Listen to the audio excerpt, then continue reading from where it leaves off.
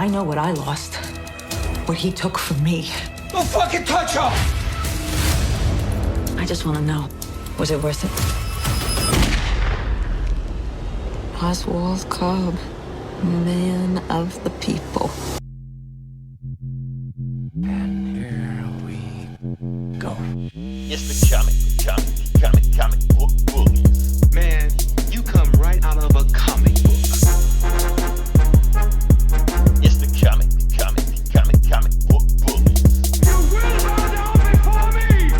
It's the comic book bullies. Now I am the master. It's the comic book bullies. It's the comic book bullies. The following contains offensive language and spoilers. Listener discretion is advised. I bomb atomically, Socrates' philosophies and hypotheses. Lyrically Can't perform define armed robberies. robbery. Flee with the lottery. With possibly they spotted me. Battlestar show or battle. We both got a Battlestar. Yeah, that's why I don't rap. Battlestar. We both got a cause revoked, Eli. We both canceled.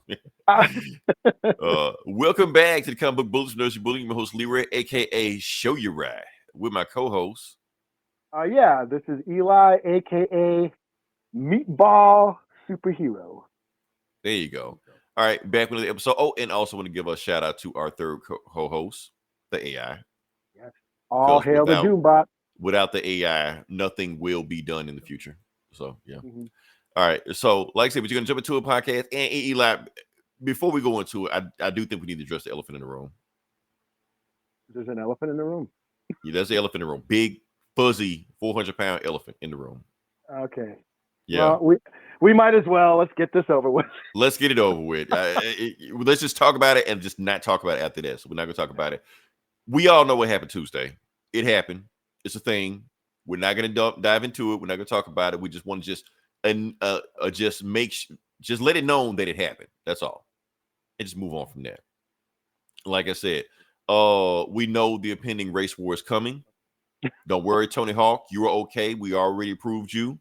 But, we know it's coming. But until the race war happens, Eli, let's just move forward and just talk about the lowest common denominator, comics. Yeah, well, the race war's been happening. No. It hasn't. It's like a Cold War. It's about to happen. It's bubbling. It's simmering. Yeah, I mean, when it happens, we'll all know.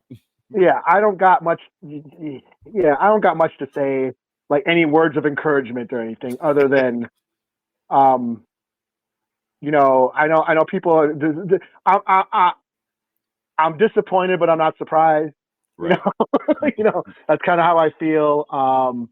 I know that if there's anything I can say positively, it's not the majority that people are saying, oh, half the country thinks a certain way. No. Remember, you got to bust it down with math. Right. There was 150 million people voted, and put that into three sections. One was one side, one was the other side, and one was for the independent side. So you have... They always jump in and divide the votes anyway. So yeah, so 150 million people voted. There's 336 million people in this country. Mm-hmm. So that's not even half the fucking population that voted. So you have like not even a quarter of the population deciding. So everyone who's, oh my God, I can't believe, no, they're not the majority. The voting population is never the majority. There's 262 million adults in this country who can vote. Right. So yeah, you didn't even, so that's not even 3/4 of that population. So over 100 million people do not give a shit and let shit happen. Right. So put it in perspective. They're not the majority. Right. The majority never decides, and that's kind of the problem. Look at you painting a silver lining over this cloud. That's the thing, and that's like I said, I'm not, like I said, I'm disappointed, but I'm not surprised because I know. I mean, I learned this shit in community college, man. Political science. It's just simple numbers and shit. And like I know I know how that, people who don't agree with me, I expect that. I know how they are going to be.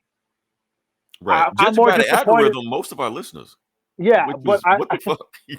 but I think where I'm disappointed as people who I thought disagreed with me, Mhm. Didn't take my back. It feels like. I think that's what I'm feeling. I think a lot of people are feeling like the betrayal. People that we thought were on our side really ain't. Right. So I think that's it. But you know what? Like you said, we're gonna get through this. People are gonna struggle. But when are we not struggling? Right. That's right. just how it. It's another Tuesday.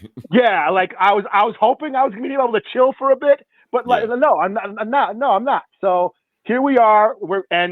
How are we gonna get through this? Is yes, we're gonna talk about shit that we like, shit that makes us smile. And that's the thing. That's how we get through this. Because here's the thing. I feel like this country is divided. I mean, regardless of the numbers, this country, we all think this way. People think this way, so like that. But I think there's one thing that we pretty much everybody can agree on: Batman.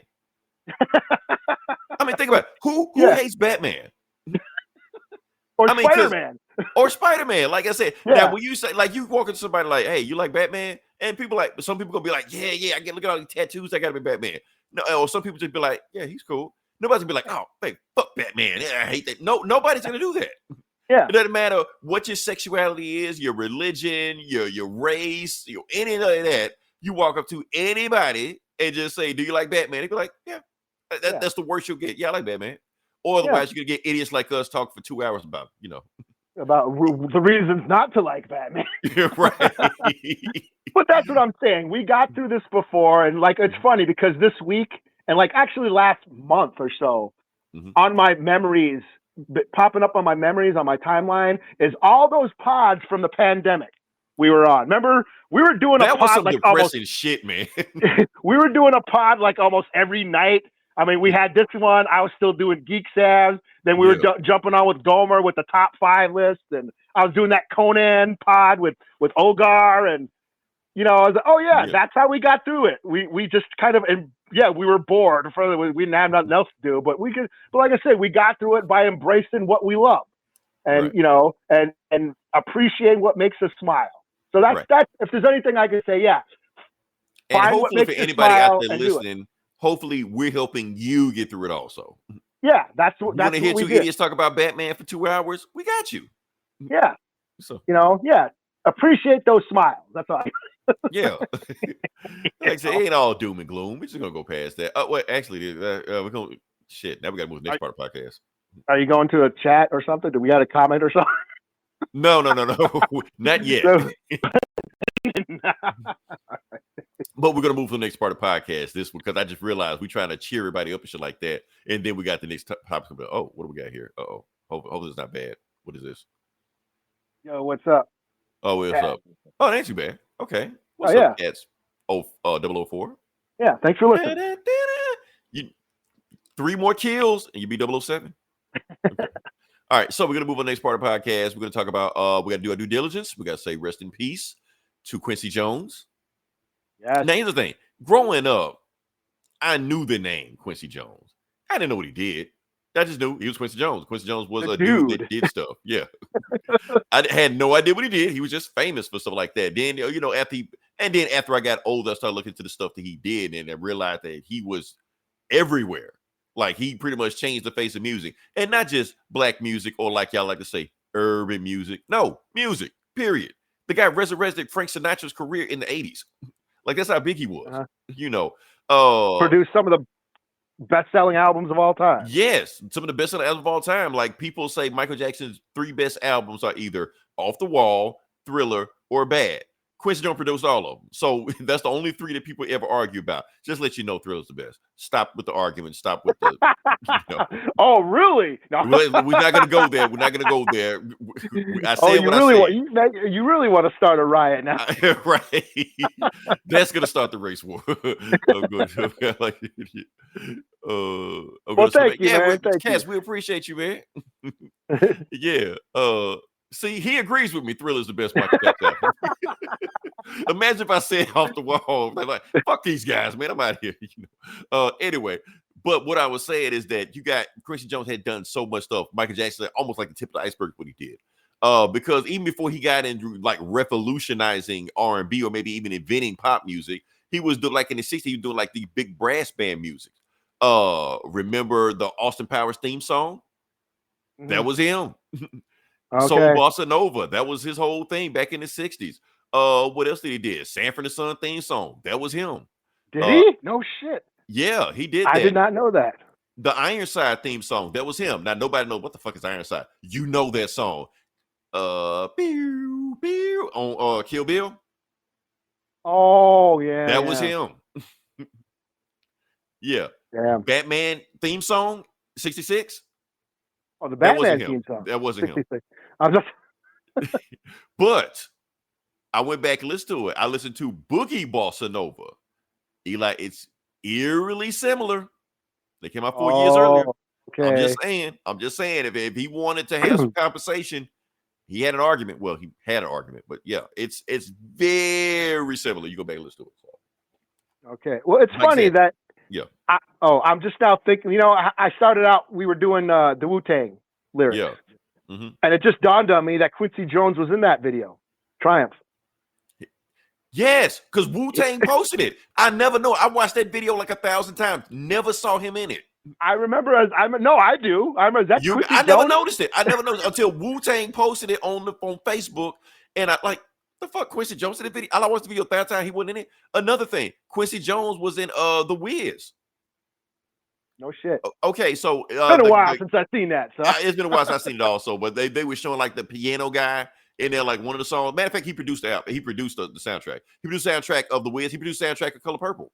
All those songs, that was him. I did know that. Yeah. Yeah. That's a big thing. We Are the World. He produced that. Yep. The biggest song of the 80s. Yeah, so, that Netflix doc. Yeah, it's funny because I just watched that. Was it last year? About a year ago. That Netflix documentary on We Are the World. Interesting. Yeah, it's very interesting how all that came together, which will never happen again. Yeah.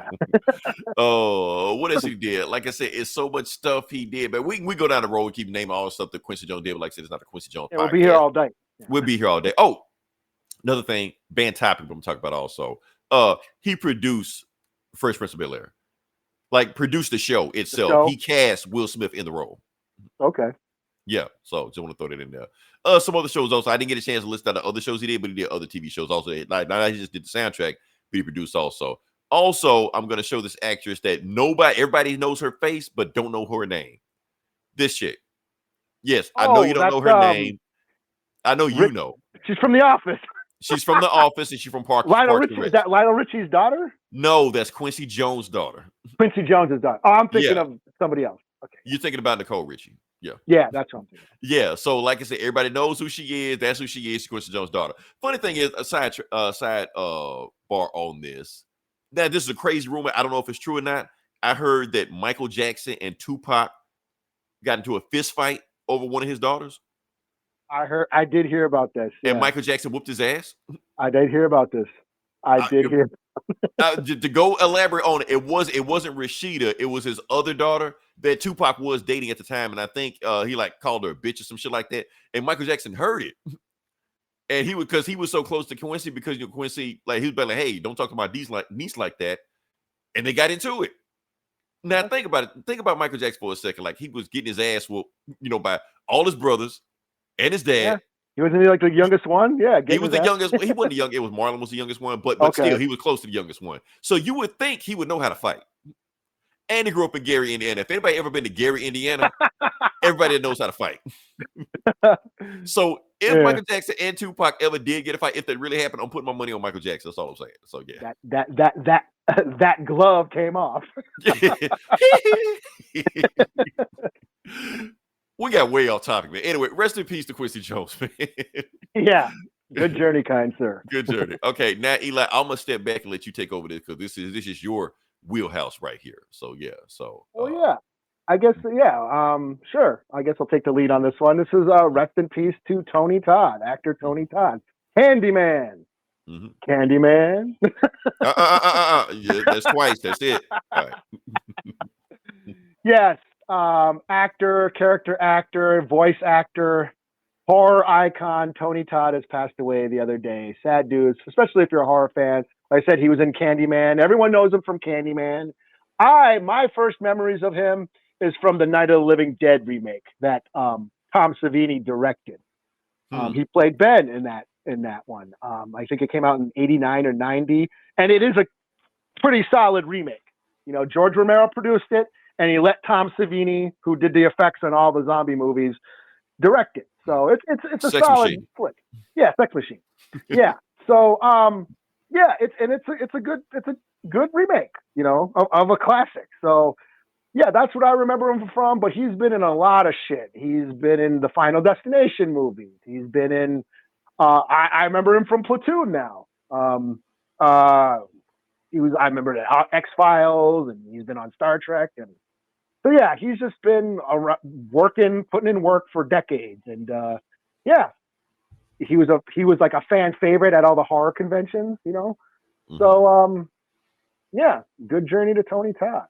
Okay, now I got a confession to make, even though I told you this, Eli, but I know you don't believe me when I said that. I've never seen a Candyman movie before.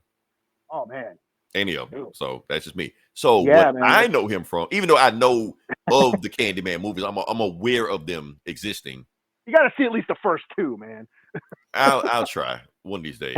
But what I know him from is Final Destination, Yeah. where he just showed up as some dude. It was such a weird, and I think he was in all. I think he's in all of them. I haven't seen them all, but yeah. His role is so weird in those movies because they were like, "What the fuck going on? We know what's going on. What's going on?" And then he just shows up and starts just dumping exposition. We're like, Yeah. how does he know all this stuff? And then he just leaves. Exposition dumper, yeah. Yeah, he just leaves, and that's it. And he never explains how he knows all this shit. He just shows up and that's it. It just leaves. It's such a weird ass thing, man. It just always stuck with me. I don't know why. You know. Also, I want to put in there, like I said, even though I haven't played this game, he was the voice of Venom in Spider-Man 2. I didn't know. I never played that. I never played either. However, No. it's coming to PC on January. I will live stream it. So anybody want to check a year-old game that everybody already played, I'll check it out and play it. So yeah, he's been in a bunch of other stuff also. He was in Chuck. I know nobody ever seen that show. I know the main dude in Chuck, the Shazam guy, what's his name?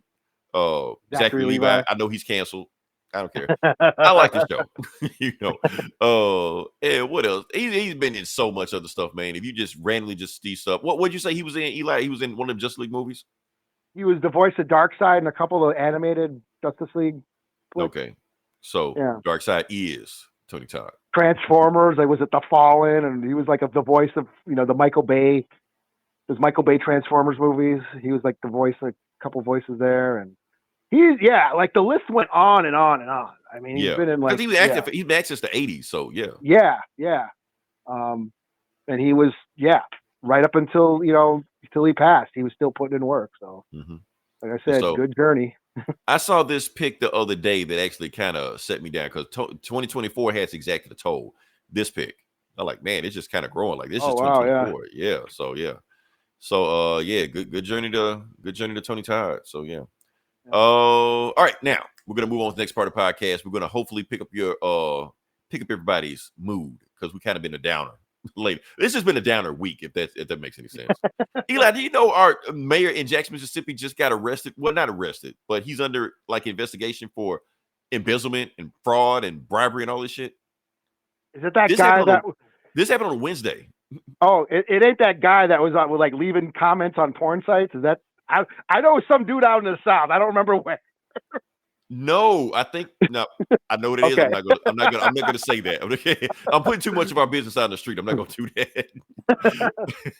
All right. So we're gonna talk about the Penguin, man. We're gonna talk about the Penguin. The Penguin. Let's uplift everybody. All I'm gonna say is this episode was fucked up, man. Eli, yes. You say okay? Yes, it was. I was like, "What the hell, man?" First off, I just like this little graph right here. Whoever designed that is awesome. Good job on that, man. So you can throw it up there. So yes, the Penguin. It was 8 episodes. Yeah, 8 episodes. It finished off season finale, and the ending of it, in my opinion, Eli, they stuck the landing. Yes. Yeah. We got a big reminder, a big slap in the face. A big punch in the dick that this guy is a villain.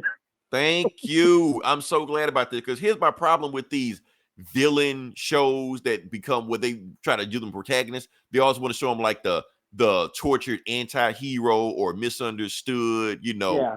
like Justify. justify, or a gangster with a heart of gold. No, Yeah. don't give me any of Got that a shit. code of honor and shit. No, fuck that. Be an asshole. Be a villain. Be a and the thing is, it wasn't like there was a chance where Penguin had a chance of redemption, like he was on the road to redemption. No, he was a piece of shit the entire time and got worse as the show went on. Yeah.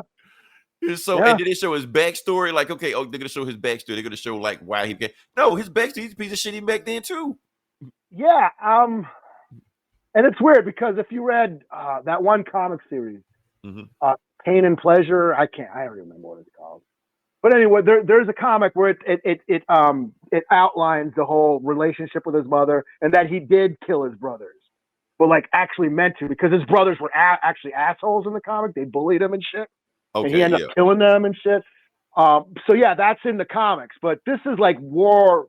Like the show was more twisted. They make it worse because they weren't bullying him. They weren't. They were actually cool. They were actually cool with him. He took it as a offense. He was like, "No, we're not even fucking with you, man. This is my mom." Y'all. Like, what and then the ending, man, that weird ass Oedipus complex he had going on. Like it's like the show beat. Like if you didn't catch what was going on, the show would beat you over the head at the end of what was going on, because it was there the whole time.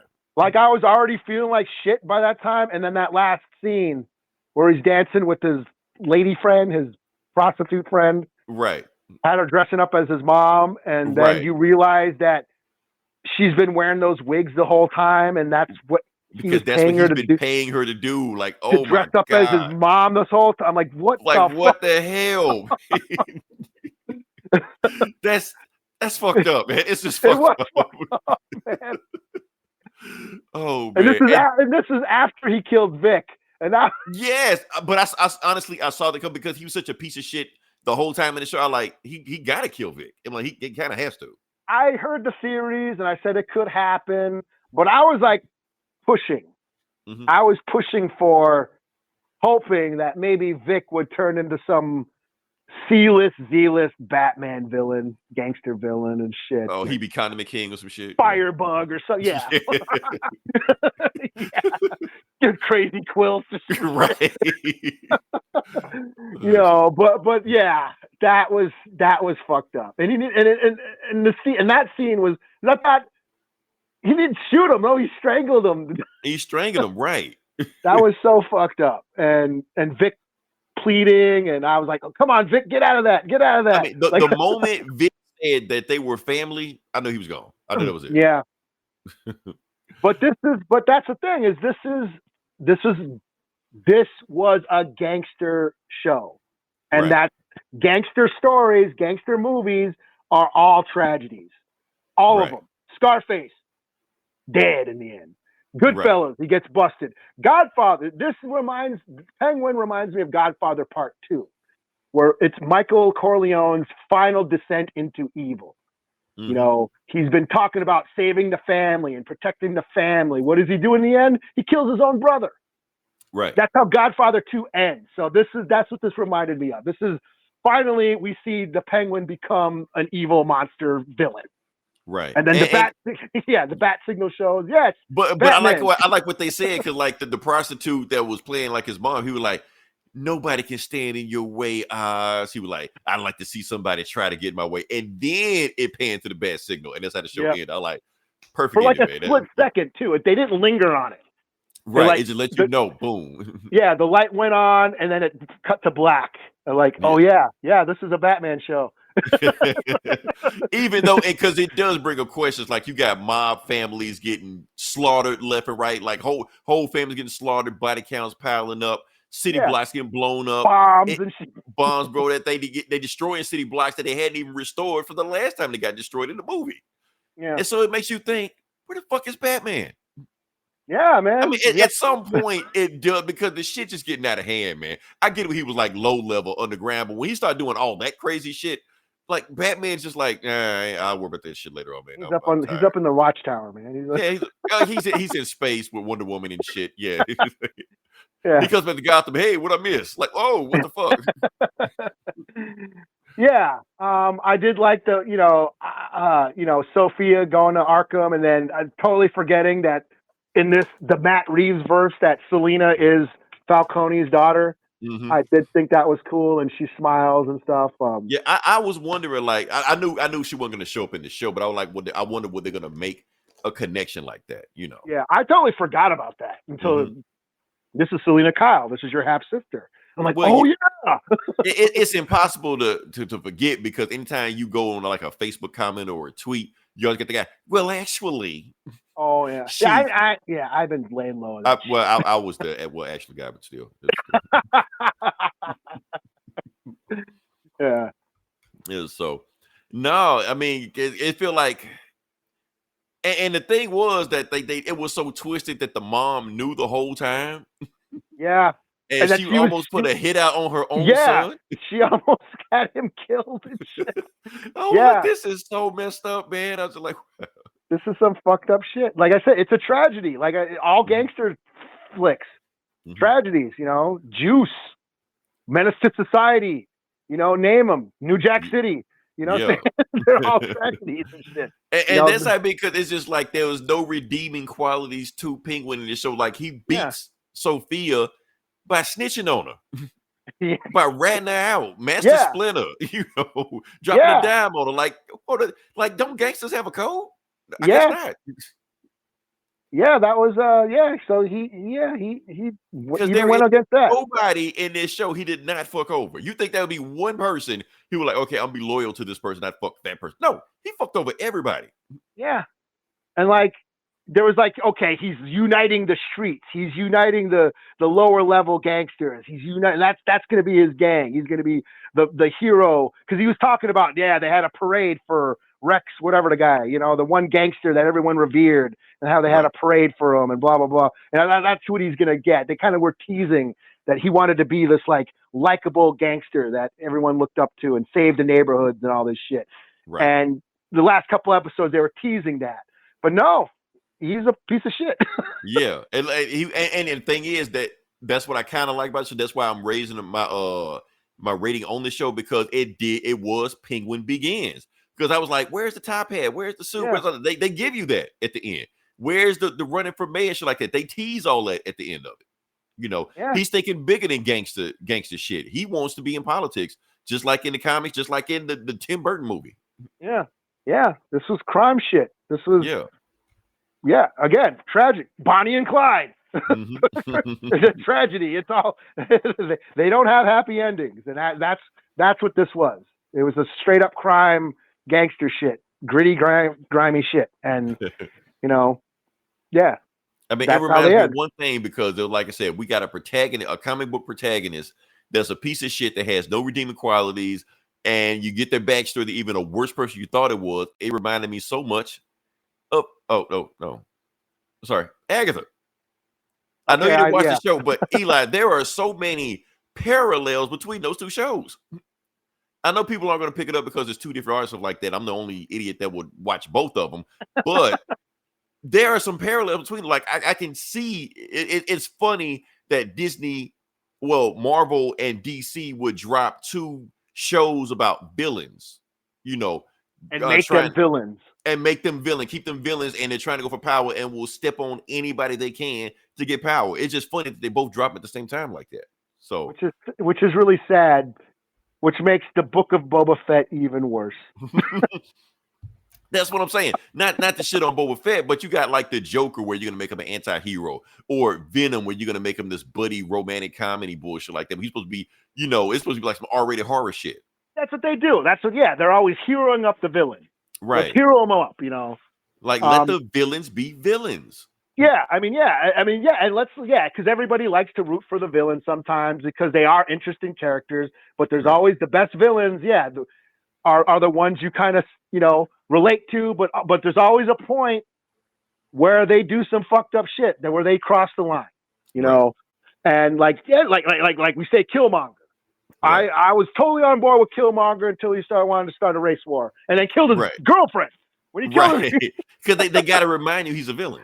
You know. Yeah, like he killed his girl who was like rode with them the whole time, helping him and shit. Just straight up like, okay, now this guy's an asshole. You know, because otherwise we'd be rooting for him. We'd be if they didn't do that, it would almost look like T'Challa was the villain. yeah, Oh, yeah. you team up So with the CIA to take down the dude trying to liberate everybody? I've heard these arguments. I'm not gonna go down that road, but yeah. yeah, yeah. You know, so yeah, like having the villain be a villain, Mhm. you know, and remaining, just showing that you know you can still tell stories, and just like, yeah, like you're not supposed to look up to these people. Yeah, Right. it's kind of cool, and we live vicariously through these characters, because I know in this day and age, the cancel culture and all this shit, and you know, people, oh my god, you know, how can you, why, you know, like, why are you watching a movie where blah blah blah blah blah, you know, these despicable characters and blah blah blah blah. But Or no, despicable actors and shit, you know. yeah, like, no, we live vicariously through this. There's like a dark fantasy, you know, element to it. But then the lesson in the end is these guys suck. Right. Yeah, because when he killed Vic, my heart sank. Because I didn't want to see it happen. I knew it was gonna happen. But I was like, oh no, not because Vic did Yeah, everything he wanted. It was like his, you know, yeah, redemption story of being, you know, getting out of his shell, being his own man, you know, cussing yeah. out Penguin towards the end of the show, telling him to get off his ass. I was like, And Vic turning gangster, like when he Yeah. shot that dude, is like last episode I was like, when that scene happened, I was like, you know what you got to do, Vic. You know what you got to do. You got to. Vic didn't want to do it, but like you got to, man. This You dude is got- causing much trouble. Yeah, you just guys got to go, and then you did it. Yeah, Vic, you're a gangster now. No turning And that's back. what gangster shows do for you. Like we rationalize, well, Yeah, yeah, you got to kill this guy. yeah, You this know? guy, he's got to go, man. Like what in a situation do you use? Like, yeah, that guy got to go, man. You got to kill that guy. So, Yeah, he crossed, but that Vic crossed the line. That's mhm. the life now. You're in the life. And then what Penguin would tell him, man, don't worry, next time it'll get easier. I'm like, that is a fucked up thing to say to somebody. Yeah, yeah, So and they had so many, and even at the last episode makes you retextualize everything you saw in the season, like when Vic and Penguin and his mom would sit at the table. It was just like the old dinner table with him and, you know, his family, and his mom kept confusing Vic for one of her sons. yeah, You know, yeah, and like the way, I think what makes it so fucked up, and this goes to, like, you know, again, this is Colin Farrell in a fat suit and makeup, where he totally disappeared, literally. yeah, You know, but the way he like talked his way through everything, like he was rationalizing. I'm right. a piece of shit, but there's a reason why I'm a piece of shit, and I got to do this shit because this is what I got to do. You know how he like he was gonna kill Vic in episode 1. You know, Yeah, he was going. He could give me a reason why not to. You know, and then he's like, and the only reason he didn't is because he needed him. You Yeah. know, he just needed muscle, basically. yeah, okay. He's like, well, I got to do it. You got no use for me. I got no, you know. He Yeah. takes him out. He makes him work for him. Feeds him burgers and shit. Right. And then, well, I got to kill you now, kid. What do Because you were trying no to? use for him now. Because technically he said because that congressman telling he got to leave the life of crime behind. So basically he's no longer criminal. You know, Yeah. in the public eye. You know. Yeah, but So- even the drive with Sophia, you know, well, you know, I gotta, you know, this is what happens, you know, you had this coming and blah blah blah. Here's my thing with Sophia. I think the reason he didn't kill Sophia because I think what he did to her, I think in his mind it's worse than killing her. Yeah, that because she hated Arkham. She hated No. Arkham. So like you turn my mother against me, I'm gonna put you in hell. I'm not gonna kill you. I'm gonna put you in hell. Yeah, So that's fucked up. yeah. Man, we'll talk about Sophia, man. Let's like watch the plot. You know, Yeah, I'll be the honest plot. with you, man. Over the show, even though they had Colin Farrell and all that makeup and shit like that, to me, she was the scene stealer of this whole series. Like she Yeah. had some of those episodes that just like she was just locked in. So when they start throwing awards and shit like that, give them both all the awards because they was both killing. Yeah.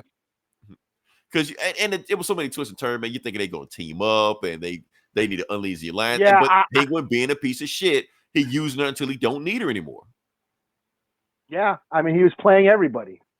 Yeah. So, it is, yeah. Wow. Yeah. So Like I said, I look. This show is a 5 out of 5. Me, it is. Yeah. I agree. I mean, I was left heartbroken. I'm literally heartbroken. Yeah. Penguin Oz, you broke my heart. If somebody can name a I better knew it show was- this, yeah, I know it was you, Ozzy. I knew it was you. You broke my heart. Like if somebody can name a better show that came out this year than this, please name it because I can't think of one right now. I had to watch Abbott Elementary right again to watch. Oh, God. Just to get just to shake off the fucking assholeness of that show. Yeah. Watch a fun show. Yeah. Yeah, I gotta smile now. Oh man. Oh, okay. We're gonna move to the next part of the podcast, Eli. I'm throwing it to you. Is this Okay. what is it now? Okay, so what I'm throwing to you is I can't read that. I need my glasses. Oh shit! It is Star Wars. Oh yeah. it's Star Wars. Okay. Yeah, all right. Again, uplifting, right? Yeah. Supposedly. I guess however you look at it. So it's been announced that Simon Kinberg, producer of a bunch of X-Men movies, is going to produce and write a new trilogy of Star Wars movies that are supposed to extend the Skywalker saga. So he's going to do 10, 11, and 12. The guy Why? that made Dark Phoenix. The guy that made Dark Phoenix. The guy who directed Dark Phoenix. Okay. Yeah. Got it. And but produced First Class, produced Logan. I mean, how much did he? What is produce? They just throw produce on anything. Well, he pays for the shit. He gets the money. Yeah, I mean, you can't really count that. Just However, he was a writer and producer on Star Wars Rebels. So he does. I heard that. He does know how to do some cool Star Wars shit. My thing is why are we touching the Skywalker shit again? You know, they're saying that this is supposed to have Rey, an old lady Rey, is supposed to be in this. Why? Okay. I don't know why. They're saying that the Rey movie, that there was supposed to be a Rey movie coming out, a Rey solo movie. They don't know if that's still in the works now. So yeah, I don't know, but whatever. You know, Star Wars is, you know, the last few years I've been losing my faith, you know. And I guess they'll figure it out eventually. I can't say I'm too excited for this. I will probably, you know, I will watch it. I am a lifelong Star Wars fan. I will check it out. But the thrill is gone for me. The excitement is gone. If they want to touch that timeline, the Skywalker timeline, I say go 100 years into the future. Leave those characters out of it. I don't want to see Chewbacca. I don't even want to see R2. You know, I don't want to see the Millennium. Don't bring the Millennium Falcon and blow them. You will lose me if you ever blow the Millennium Falcon up. Right. I'm done if that ever happens. You know, I don't need to see that shit. But I say set it 100 years, 1,000 years into the future. I don't care. Just get away from that saga. Get away from the Skywalker shit. We don't need to see Vader. I don't want to see Palpatine. I don't want to see Yoda. None of that shit. You know, just introduce new characters. And, you know, there's some great storytelling that's possible. You know, just do that. So I have hope that they can. Will they, given the last couple years? I don't know.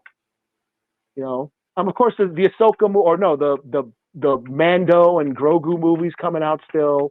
I think they're still making Ahsoka shit, but like the Filoni verse, that whole Ahsoka and Mando and those shows are that's like another segment of Star Wars lore that they're exploring. But this is supposed to be separate. Like they still haven't done Knights of the Old Republic. I thought the Acolyte was going to kind of touch into that, but Yoda had to show up in that, you know. So, yeah, I don't know how to feel. All I can say is I'm not that excited for it, you know. So don't worry, Eli. It's gonna get canceled anyway. So well, it's funny, you know, like you say course correcting and you know, bringing, you know, Tony Stark, Robert Downey Jr. back as Dr. Doom.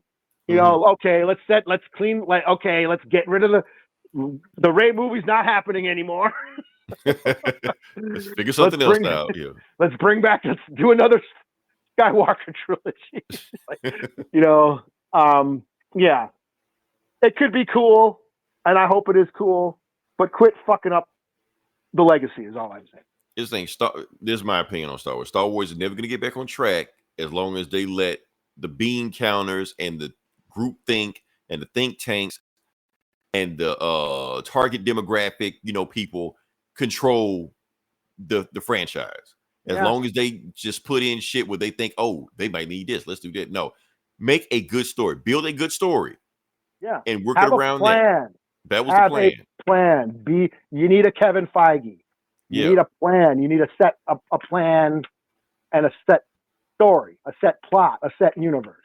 Right. Don't do the Force Awakens, the choose your own adventure with directors. Abrams made the first one and didn't give a shit about the second one. Right. And then we had Last Jedi, and then okay. And it was fucked up. He threw in all kind of like loose ends. That he was like, oh, I'm not gonna worry about that shit anyway. And then when it came back for him to finish the loose ends, he didn't touch them. Yeah. Like you didn't know. You wrote the first script. You don't know where like you wrote this shit. You're the one who put Luke on the island. What the fuck? Right. I did. Yeah. Yeah. Who was Ray's parents? You started that shit. Right. Yeah. So like he didn't expect to finish it. He just threw bullshit out there. Yeah. Like I said, the choose your own adventure. Okay, next. And then I mean, he did the same thing with Law. So I mean, we should be surprised. So yeah. Like I said, it's possible. I still have hope that that they could do some cool shit. Yeah. We'll see. I mean, and I'm not gonna lie, I am excited for what's that new show coming out in a month with the kids? Looks like Stranger Things with Star Wars. That new show, I don't even remember the fucking name. I don't know the name of it either. I know it, but I don't know the Skeleton Crew. Okay. Yeah. Right. Like I, that looks fun, and I'll watch it. But because Eli, I really want you to have fun with Star Wars. I do too. Like I walk by I'm in Target. I see the Star Wars toys. I don't give a shit anymore. Yeah. I'm like, damn, who would have thought that would ever happen? Because I want you to come on here and rave about the Skeleton Crew and say it's the greatest thing since sliced bread and blah blah blah. I want that for you. Yeah, well, thank you, man. Yeah. All right. All right, can we move on to the next part of the podcast? Yeah. All right, cool. All right, we're gonna talk about the video game section. Now, here's the thing.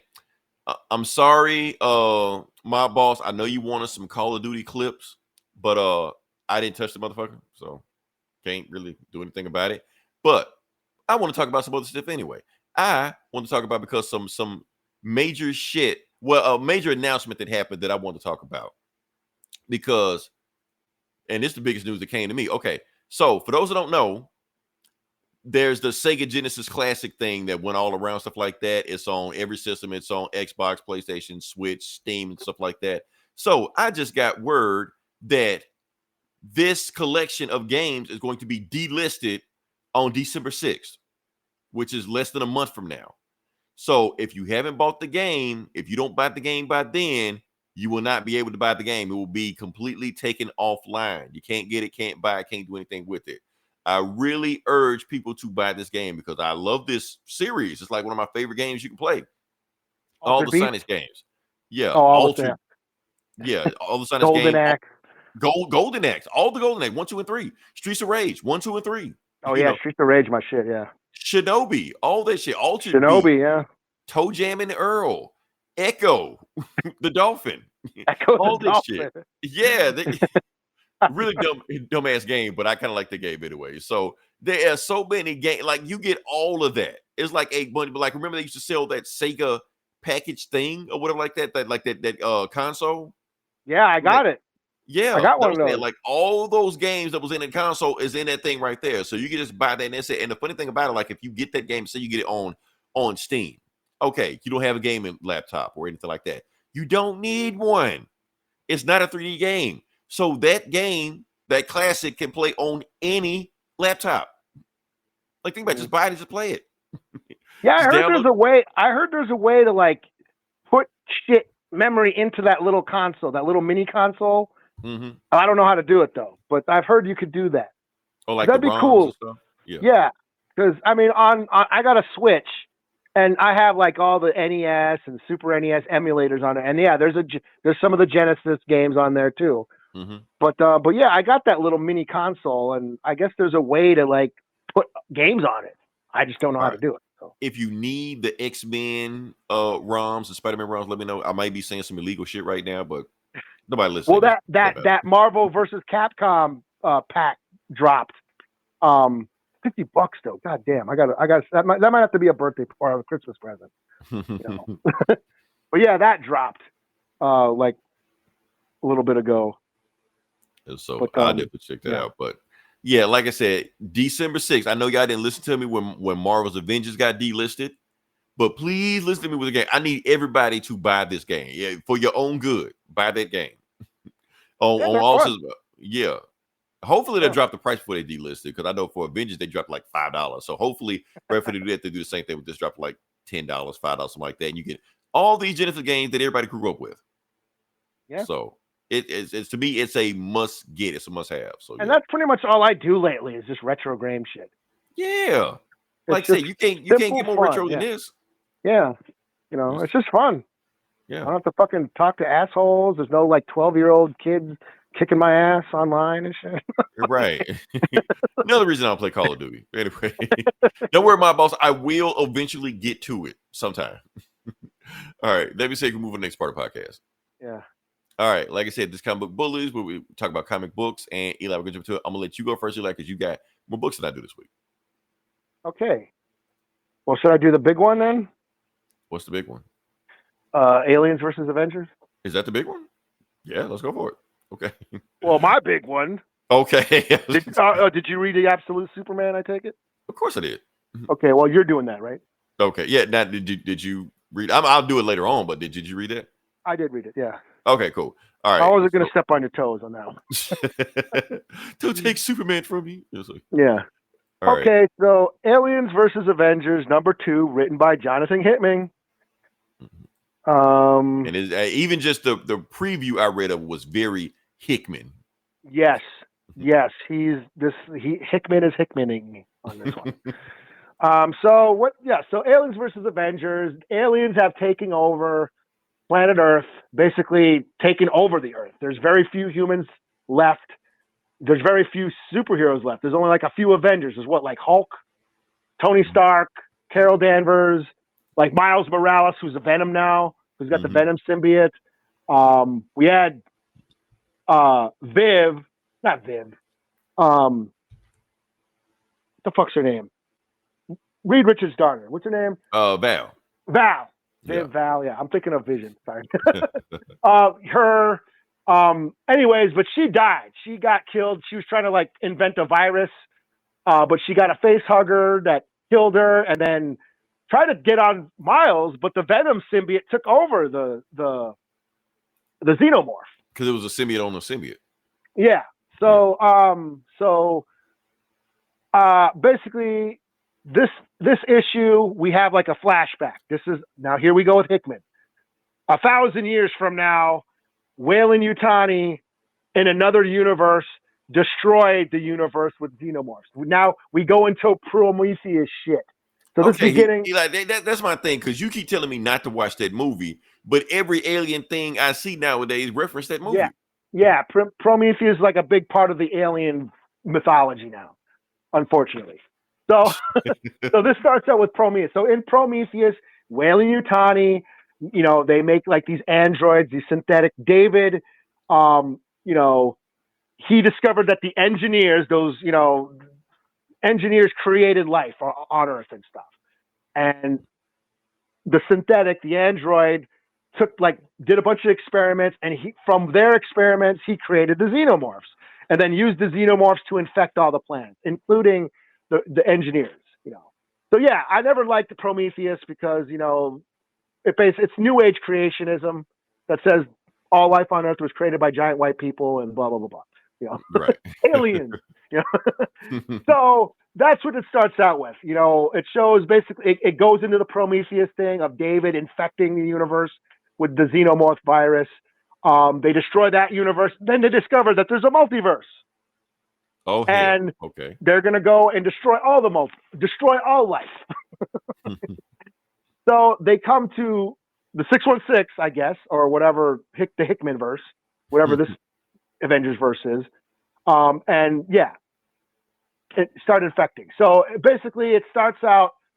Wayland Yutani is trying to acquire Stark Industries.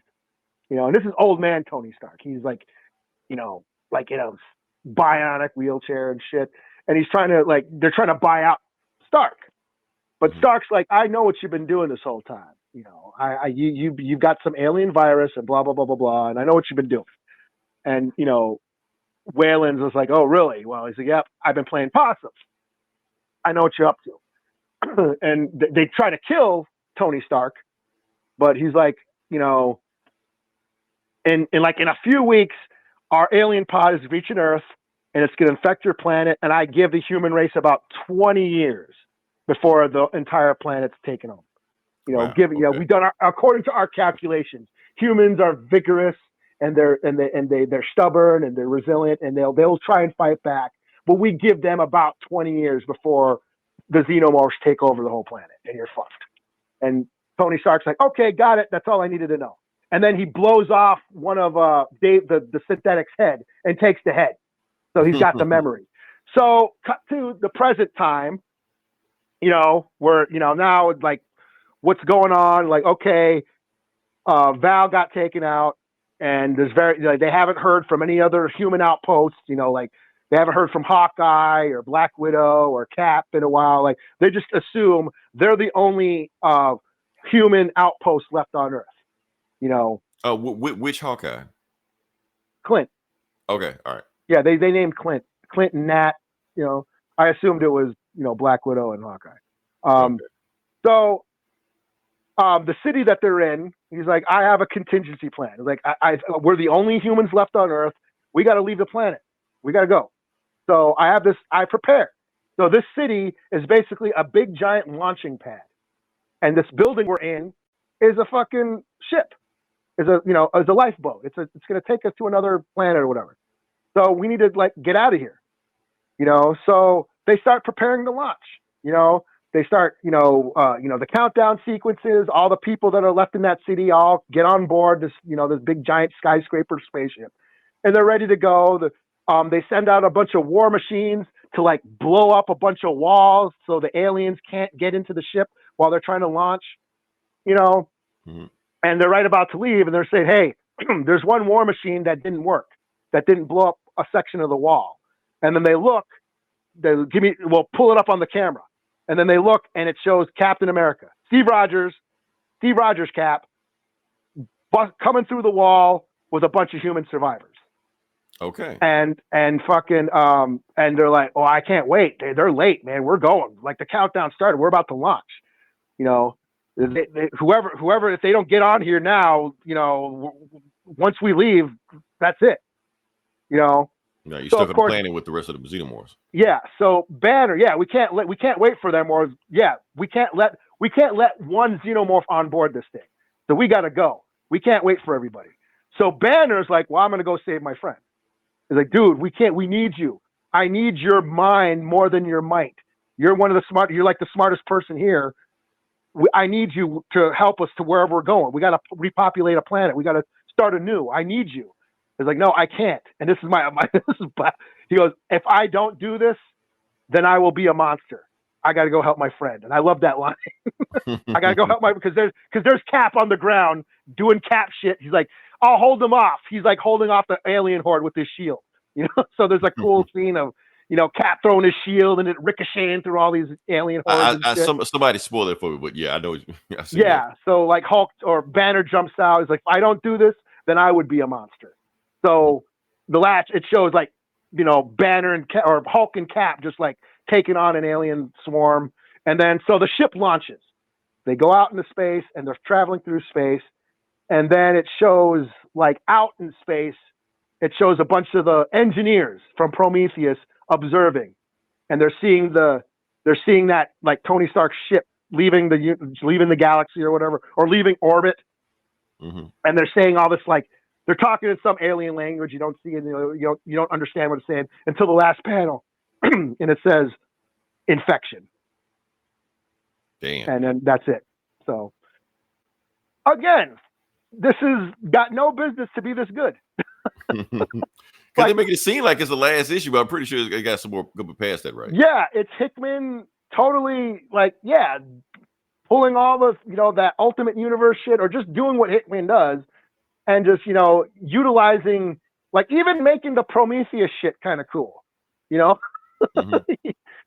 whole like Tony Stark, and Whalen kind of having this meeting, it's like corporate sleazeballs, like meeting with each other and trying to take over each other's companies and shit. Like, that was cool. We didn't get to see Miles Xenomorph Venom Miles do anything other than him talking to Venom, saying, "I can't trust this thing.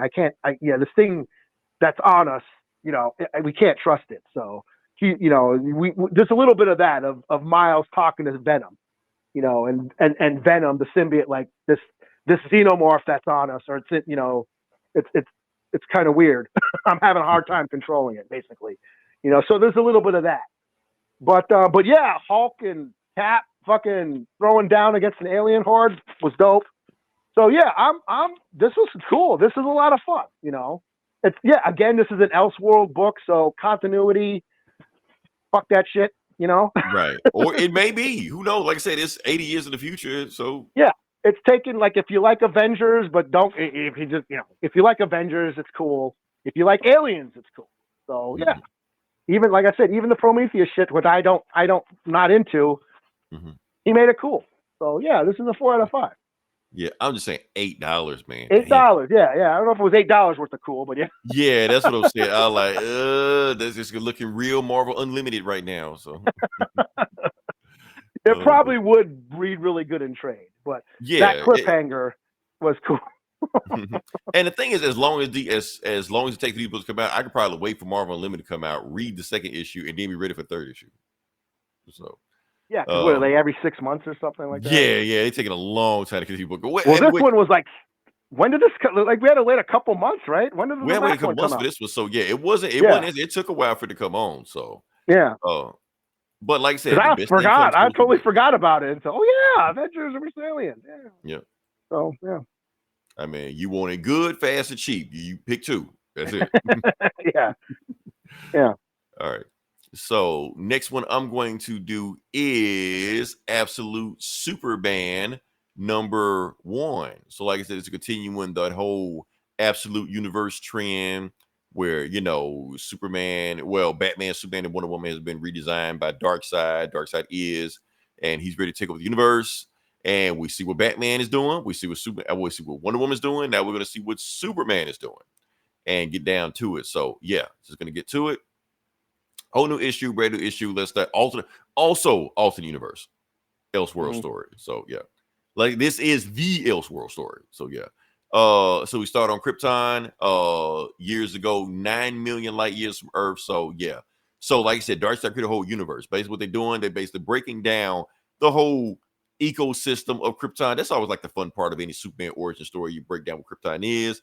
You see like the higher class, the Science League, they pretty much run everything. They're the government. They do everything. They control everything. And then you have the lower class, which is the Labor League. And the thing about the lower class, they all wear the Superman emblem.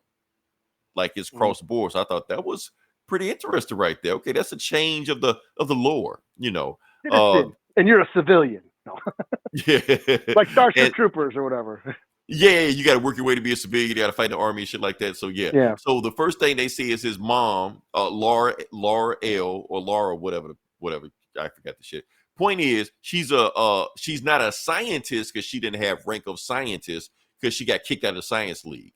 So she's a mechanic, if you will, and she's fixing this guy's machine because even though he paid his rain bill, they didn't send the rain. So yes, you have to pay for rain in this universe because they control everything.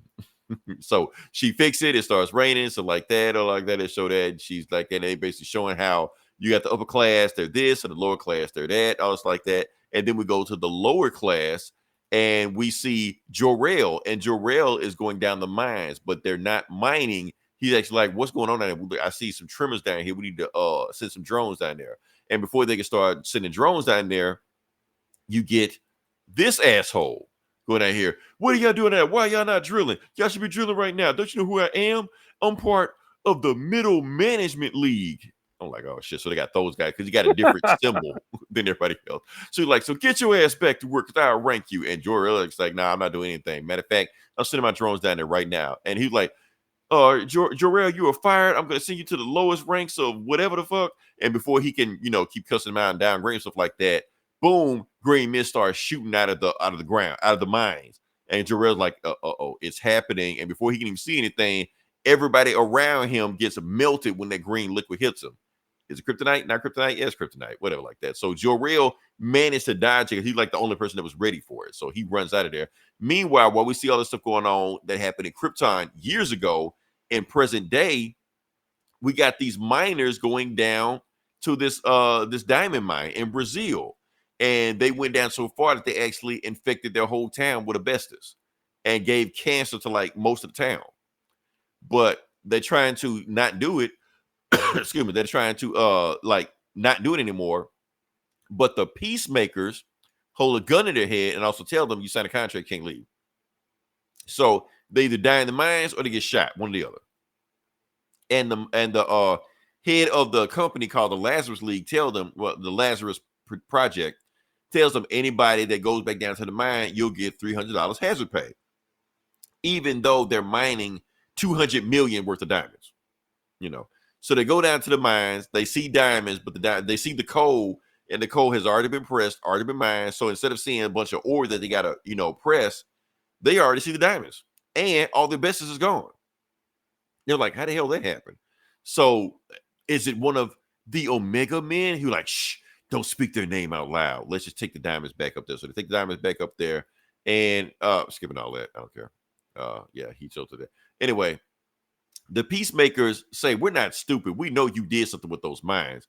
Who did it? And they were like, okay, we're doing a scan, and there's one person that didn't show up for work today. Like, who was it? And the person that showed up to work, they go to the house, and it turns out it's Superman's house, or as we like to call him, the boy who whispers. So they send all kind of tanks to his favela.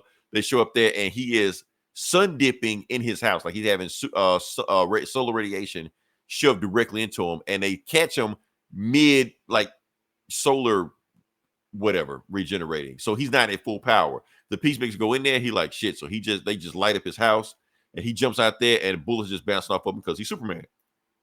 But even though he's not full power, so he just like smack these guys left, right, so like that. And the suit is talking to him, telling him only use so much power. Don't do this, don't do that.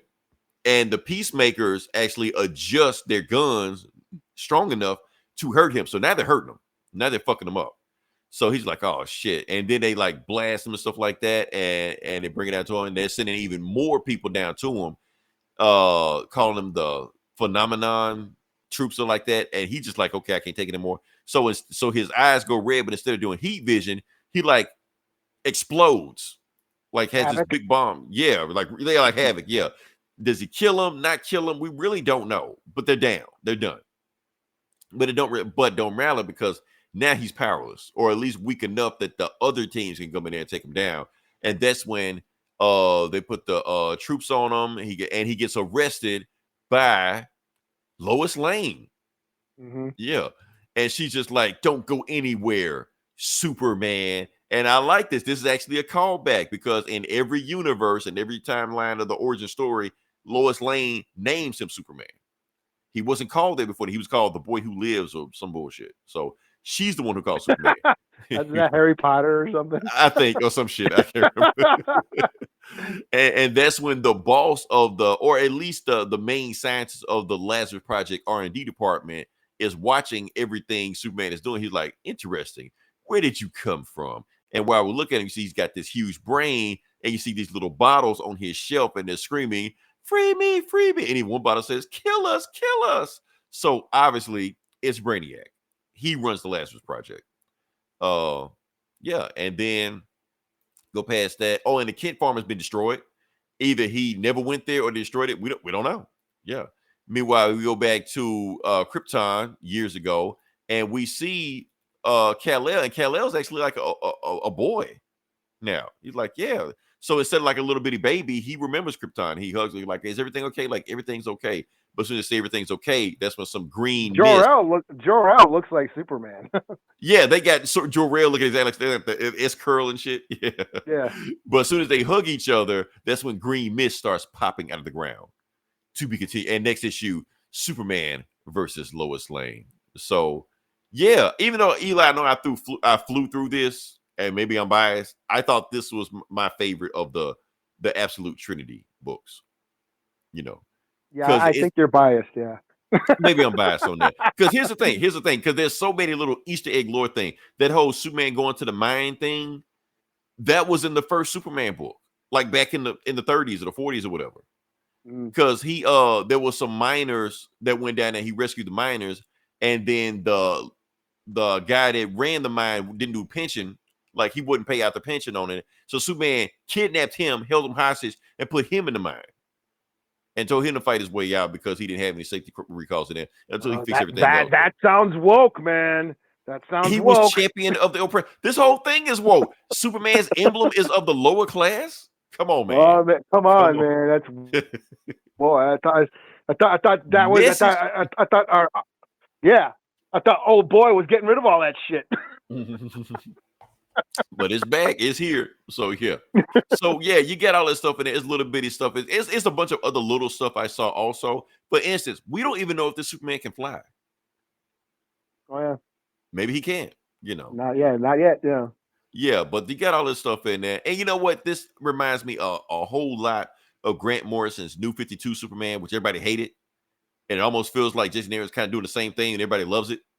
So I don't know. It's just who you are at the time, I guess. I don't know. Yeah, I thought it was fine. You know, I'm not as well versed in Superman lore as you, so all that shit on Krypton was kind of flying past that's me. what got me. No, that's what got me. Yeah.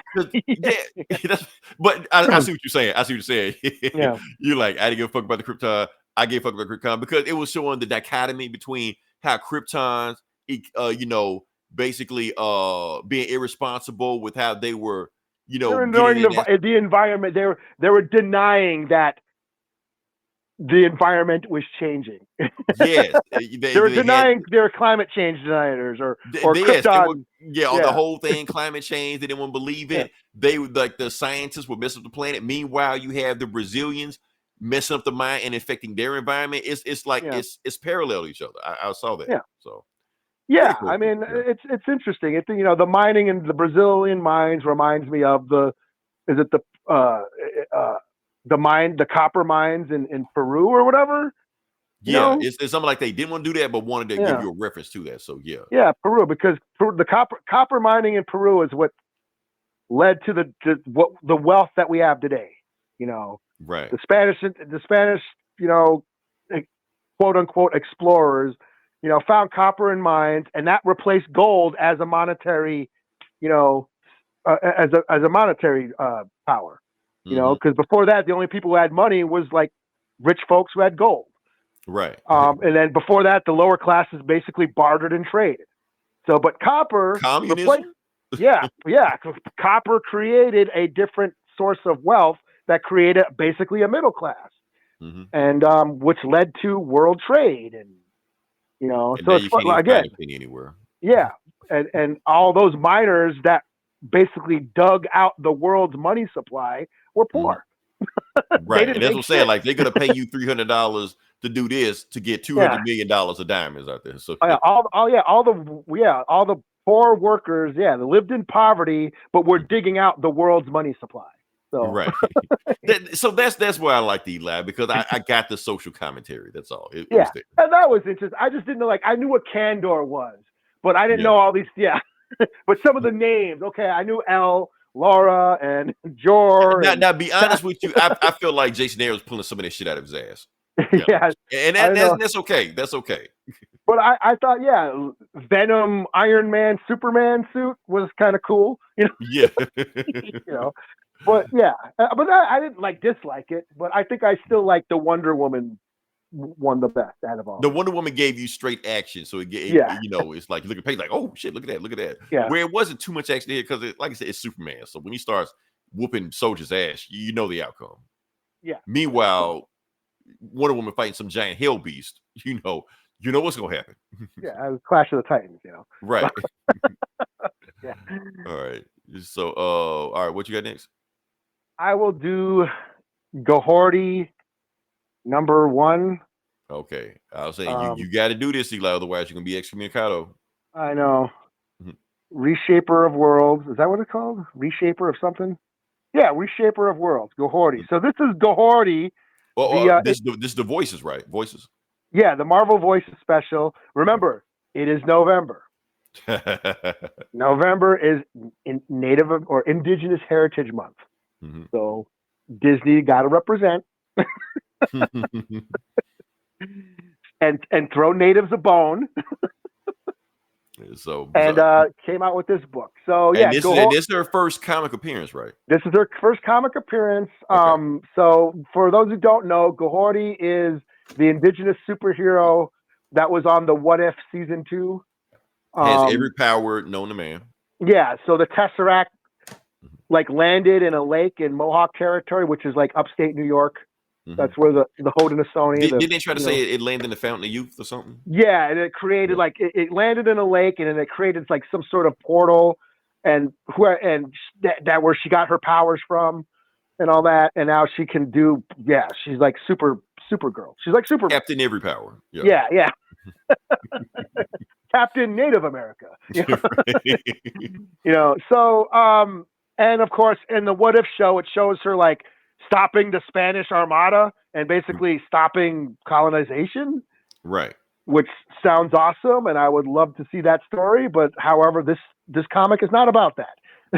Did you say the multiverse in this also? Well, kind of, sort of. So this just has Loki coming down and into that lake and stealing some of that power, and then KAHHORI chases Loki through the multiverse. And Loki, I must say, Loki looks badass. He's like a frost giant. He looks like a frost giant. He's blue and shit. Mm-hmm. So yeah, Loki lands, gets some of the power from the lake, and then goes traveling through the multiverse. KAHHORI goes and chases him. They end up in New York City in the 616. They team up. She teams up with Daredevil and Echo, and fights Loki. I don't know how Echo is all of a sudden hearing. Well, maybe because KAHHORI has so many crazy powers, she can she's like speaking through her thought. Yeah, I'm pretty sure telepathy or something. Yeah, some shit like that. Yeah. So anyway, Daredevil, Echo, KAHHORI team up. Fight Loki for a bit, and then Loki escapes to another verse where he fights the Moon Knight, like Khonshu and regular Moon Knight, and then the Jeff Lemire Moon Knight, the one in the suit. Well, Jeff Lemire was kind of Mr. Knight, yeah. Yeah, so they fight them, and there's a little bit of like mysticism, the corny mysticism, but I was okay with it. It was interesting. How it was about how the Moon Knight's talking about, I get the power from the moon and blah blah blah. I use the power of the moon, and KAHHORI's like, no, we don't use the power. The power, the moon gives us our power, and we honor her power. Just to have that sort of native perspective of like, the whole, we don't own the land owns us. We belong to the land. This whole the colonizer mentality of trying to own everything, taking ownership of nature, which is the exact opposite of indigenous, perspective of we don't own this. This isn't ours.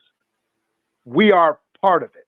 We're all connected. We don't own anything, So yeah, that was kind of cool. It borderline went to corny, but I was okay with it, So anyways, yeah, they fight Loki. Loki ends up taking off to another, escape. Moon Knight gets some licks in. They go through the portal again. land back up in Mohawk territory, and fighting Loki again. But then, she's trying to warn Loki, you can't use that power. You're using too much. It's gonna it's gonna backfire. And sure enough, it like drains out of him, and he like disappears, and it overtakes him. Like you're supposed to use it sparingly, and he's trying to use it all at once. It ends up like making him like disintegrate somehow. Oh damn! So he killed himself. Yeah, basically. And then it shows KAHHORI like back in her village, telling the kids about the story, and and doesn't everybody else in the village have her same powers? Yeah, it refers, that some of them, they went up to the sky world, like they stayed up in sky world. They left Earth, like they got powers and then left Earth or something, like on the show. Yeah. But KAHHORI went back to Earth, oh, gotcha. Okay. Yeah. So, which is in reference to the Mohawk creation story about Sky Women. In their creation story, the Sky Mother came from the sky, landed on a turtle's back, and created, Earth out of a turtle. So, so that the Earth is a turtle, which is also when you hear natives say Turtle Island, we refer to these continents as Turtle Island. So, that's all in there. So, and this was written by indigenous creators. I think that's cool. However, it is a lot crammed into one issue that is only going to come out in November. Right. And then they're going to put the character back, and then. Yeah, I would really love to see this story expand, that world expanding. I want to see her stop colonizing, because that's the thing is KAHHORI can only exist in a what if universe. And that's the thing, like my thing with indigenous superheroes and Marvel and all that stuff, and even the indigenous comic heroes, they can't be too powerful. You know what I mean? Because then they could use that power for like, you know what I mean? Right. When because like you got a world war, like a civil, like a black slave with Superman powers. Yeah. Like, why don't you just stop slavery? Yeah. So so KAHHORI can only exist in another universe where she stops colonization. And that's the thing with making my problem when Echo became the Phoenix. I mean, I loved Echo when she was like a street level ninja. Once they gave her like the Phoenix Force, I'm like, okay, you're like a world breaker. You could, and you're native. And I feel like like Jason Aaron and these writers didn't explore that. I think in that one Echo series, they kind of like hinted that, oh, this is too much power and you need to learn how to use it because you're just kind of, going on revenge and shit. Right.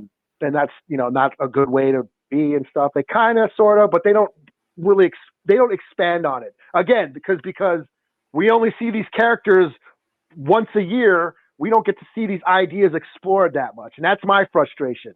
Like, I want to see more of these ideas. I want to see KAHHORI with a native Superman, basically, or Supergirl. And what that looks like in the modern world, and what that means politically and socially. Like when the first Black Panther movie, they had to address it. They had to address it in Black Panther. Here is a nation that's never been colonized. Right. And you've ignored the rest of the world. What the fuck, assholes? Right. It made them look like villains for a second. So yeah, and that's why we agreed with Killmonger for a while. And like, we haven't seen that with the native perspective. It's cool that she stops the Spanish Armada and stops, America from being invaded by Europe and all that shit. But that can only exist in another, universe, Right. And they haven't done that with Echo yet either. Echo had the Phoenix Force and did nothing with it, There's one thing they can't do it. Like I said, when I read Icon, because I was just thinking about like, what if? It reminds me of the Icon, that shit with the Icon and. But remember what they did. He was going to stop slavery, and it was a force as strong as him whooped his ass. So, okay, you got KAHHORI, got every power known to man. Give her a villain. Give her an arch enemy. Yeah. Like, what is a superhero without an arch enemy? Every hero needs a villain. Yes, every hero needs a villain. So if you got to balance her out. That's the thing. Yeah. It sounds like a simple concept, but like, why are they not doing it? Yeah, and I think yeah. I mean, we know what Disney's doing. They're checking boxes for diversity points. In the month of November, they're throwing us a bone. I think it's awesome that we're seeing a native character in comics. I think it's awesome that some native artists are getting some work. I want more of them. I want more. Yeah, and I'm pretty sure if they had a chance to get a run, with this character, flesh out the character, they would do all that stuff. They would give her an arch enemy, give her arc, storylines, all this stuff like that. But they can't. They got to cram everything in the book, like you said. Yeah, we got one shot. Yeah, let's cram like Loki traveling through different universes so they can cram, Echo and right all this shit into one book and then never touch it again. It's frustrating because I want to see those ideas. I want to see what KAHHORI would do in the 616, or a descendant of KAHHORI. It doesn't have to be her. Like, it's modern times. She has relatives. Like, we're still here. Right? Because I mean, if she's basically a god at this point. So let's say she has like a descendant in prime times, and he got to learn the power. What's that show? American Hero, Last American Hero. American Gods. No. The one with the curly hair dude in the 70s. Oh, greatest American Hero. 80s, like that was 80s. Oh, it was 80s. Okay, yeah. That they could do that. Yeah, and just see what that had like. Because like we were talking about the Hawkeye book or like the Ultimates last month, and they had the native Hawkeye, and why did it have to be Hawkeye? Why couldn't they have been like a Magneto or somebody with abilities? Right. They're like, let's give like just human skills to the native character. Like, it would have been cooler to see like a human or a native with abilities. Because what does that mean?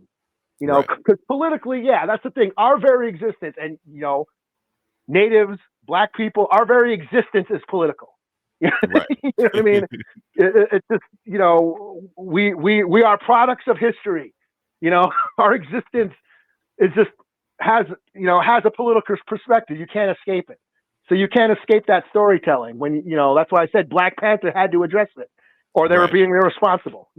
That's why I want to. It would be fun to have a Black Panther story with him just fighting, regular people. Yeah. But no, you got to address it.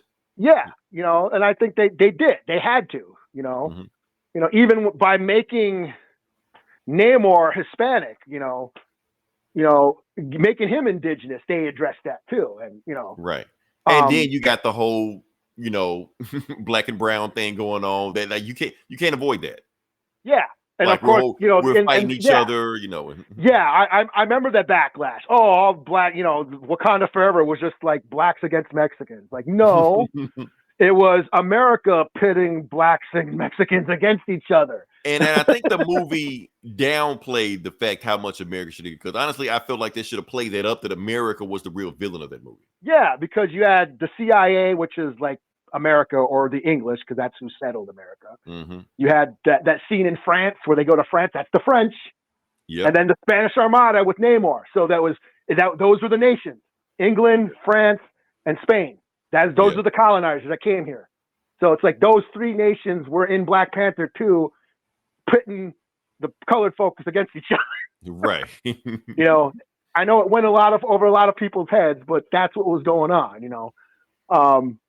So yeah, I want to see those. I commend Marvel for at least trying to do better, but I want them to do even more better. I want them, I want more. I want them to really explore these ideas. I mean, they'll give anybody a damn comic nowadays, man. I mean, if they're gonna give Wasp a comic, like just try a 4-issue series with KAHHORI and just see what Negasonic Teenage Warhead. I saw that. I almost bought that. 26-issue run, shit like why? Yeah. And to all my indigenous comic fans, you got to read this and buy it, or they ain't gonna make it. Or they ain't gonna make it because if it gets canceled because of low sales, you can't blame Marvel for that. Yeah. So I mean, because at the end of the day, they're running the business. Yeah. So yeah, that's what I'm saying. It's cool, but I want more. It just makes me want more, and in the end, it's disappointing because I'm not going to get any more. Right until next November. Yeah. Did you read the new Ultimates? I did. Did you? No. Oh. Does Oh, that's that right. new does that new Hawkeye show up? Yeah. Do they get to do it? So they are. Okay. Yeah. Are you reviewing it? Yeah. Okay. I'll give this a 4 out of 5. 4 out of 5. Okay, cool. Let me hear this. How many pages we go? I'm waiting for this to come on Unlimited. It's standard. It's a standard issue. Really? It's not like a big meaty. There is like in the beginning, there's like interviews with like some of the writers and artists, and Devery Jacobs, who voiced her on the cartoon, and she was on Res Dogs and a bunch of native. Like she was in Blood Quantum, and she's a native. She was on Rutherford Falls. There's an interview with her, and that's the thing. It's like it's fun to talk about how important diversity is and representation is, and how important it is to the community. It's cool to talk about those things, but give us the story. Right. Give us more. I would have much rather had more comic book story than interviews talking about how important these comics are. You know. Right. So that's my thing. Like I want more. Right. Yeah. So yeah, 4 out of 5.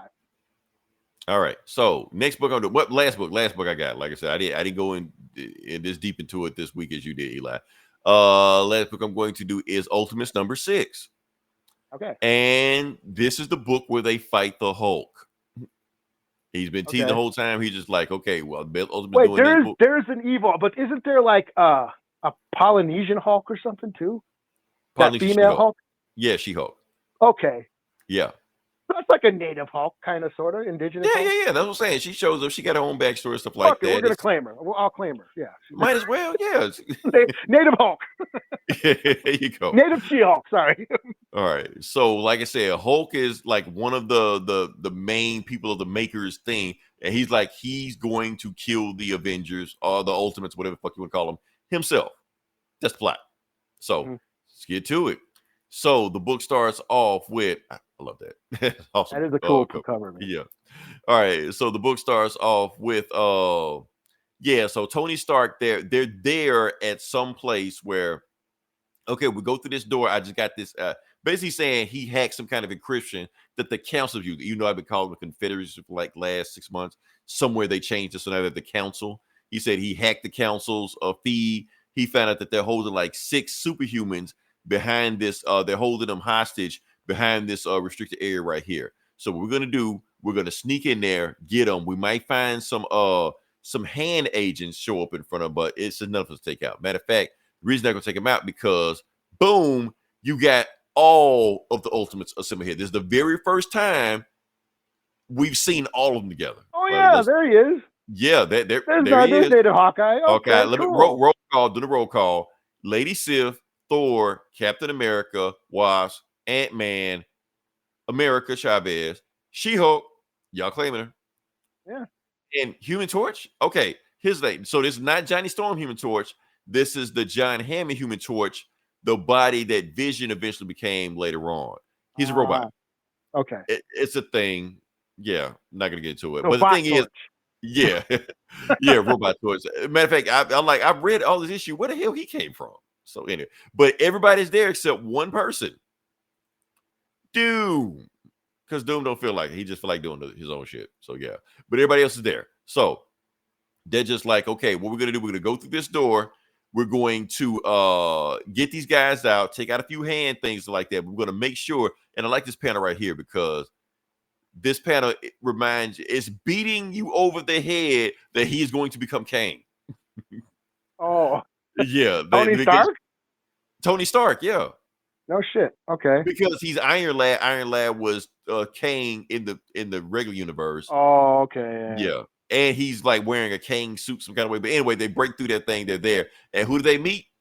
They get there. They go, Ultimates assemble. So they walk through the door and they see a big Buddha sign with Hulk and some disciples, because in this universe, he's a cult leader. And Hulk just asks him, okay, Ultimates, how y'all doing? Y'all want some tea? Have a sit down. You know, they're like, tea? Like, fuck. And because Polly's a She-Hulk, she knows Banner. Banner's been torturing him like 60 years like this. So she just rushes at him. Banner. And she's like, hey, She-Hulk, I ain't seen you since you were a little baby. How you doing? And she's like, I've been saving up all my rage to kill you. He's like, yeah, I know about rage. I've been doing that. And then while he's dodging him, because she ain't hitting him, his hand starts glowing. He was like, trust me, I know all about rage. And his hands like really start glowing and sleeves himself open and bam. So if you haven't figured out what's going on right now, Hulk is the Iron Fist in this universe. Oh. Yes. Okay. So that makes these in the Buddhist temple and Buddhist temple. Yeah, They're in Kunlun. When they walk through the door, they're in Kunlun right now. Okay. So, yeah. So All he right. one shots her out of there, out of the arena. One punch. One punch. Bam. She's down. And the Ultimates, and he just sits down here like, okay, so who wants some tea? And then and Ultimate's like, what the fuck? So their strongest person just got sent out of the arena. They're like, oh, damn. And he's just like, and then Doom is just like, wait a minute, what the fuck y'all with? Because he sent them to Kunlun's another dimension. So their signals cut off. So Doom has no access to anybody. He's like, wait a minute, that ain't supposed to happen. Our sister's supposed to like work through the entire universe. And then America's trying to go back to the door of the king. They're like, okay, we're not gonna win this fight. We get the fuck out of here. And she's like, the door we went through is gone. Like it's just a wall here. We're stuck here. We're in magic. And she's like, what was that? Was that the native Hawkeye back there doing something? No, that's America. Oh, okay. Yeah, Mexican America. and he still pointed to, he's like, yeah, will y'all please? And he like, that's okay. It's just one of him. It's 10 of us. There's no way he'll beat all of us. And he's like, oh, really? Because here's the thing. And then he starts doing like his kung fu shit. He's like, look, here's the thing, y'all. If y'all would have just drunk the tea, this would have been a whole lot easier. The tea is painless, quick. It would have been over in seconds. But since you won't drink the tea, this won't be over in seconds. This won't be quick and it won't be painless. And then his disciples stand up and they have all kind of like gamma needles in front of them and they stab themselves. Oh, shit. And then they start hulking out. And now they turn into Hulk's immortal weapons. So now they're all Hulk Iron Fist. Damn. Yeah. Damn. That's and pretty Fat dope. Cobra, Fat Cobra, he was in the other Iron Fist books right now. So yeah, so all of these other guys as strong as what the Hulk used to be.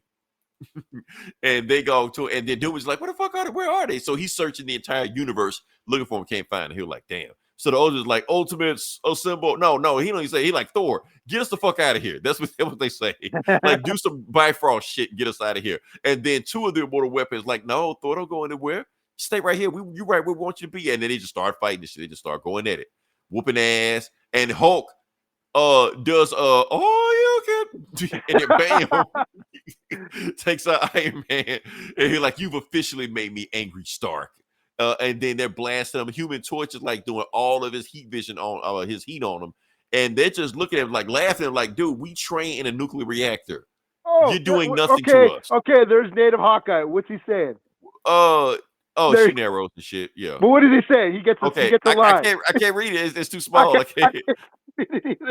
I think he's just like, my arrows aren't doing shit to this gamma kung fu martial artist, shit like that. And well, they gave him a line. Well, ain't that they gave him a line, and then is fighting on Fat Cobra, watch blasting Fat Cobra, and then and Lady Sif is the only person holding up. She's like, yeah, your blasts are okay. Fight a couple more thousand years, and you might be on my level. She's the only one able to hold up. And Doom's just like, okay, maybe I'll find something else.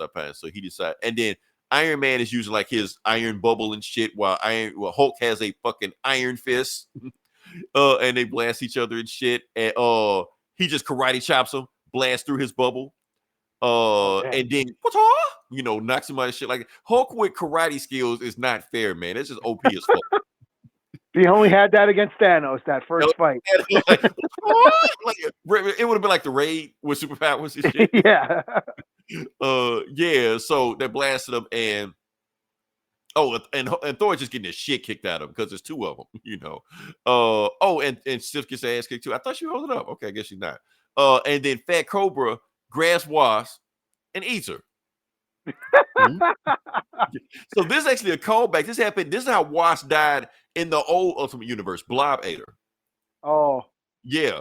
So and then Hulk just like in this universe, Hulk is the symbol for peace in this universe. So everybody like reads his book to learn about anger management and shit, to like to calm themselves down. And Hulk is like, it's been so long since I got my hands bloody because I've been a symbol of peace. and then bam. I wonder this is what Gandhi feels like. And then Oh smash shit. the shit out of him. Yeah. And so Doom is like, okay, I'm gonna do this thing I've never done before. I'm gonna use the Immortus engine, even though they haven't figured out Immortus engine. He's like, I gotta use it, otherwise these guys are dead because this is a losing battle. And then Ant-Man's like, you ate my wife. I didn't mean to say that, but so he decides to fight Fat Cobra. Fat Cobra grabs it, fist moves it out the way, and then he's like, oh, something's happening. And that's when, bam, Wasp grows up and blasts through Fat Cobra.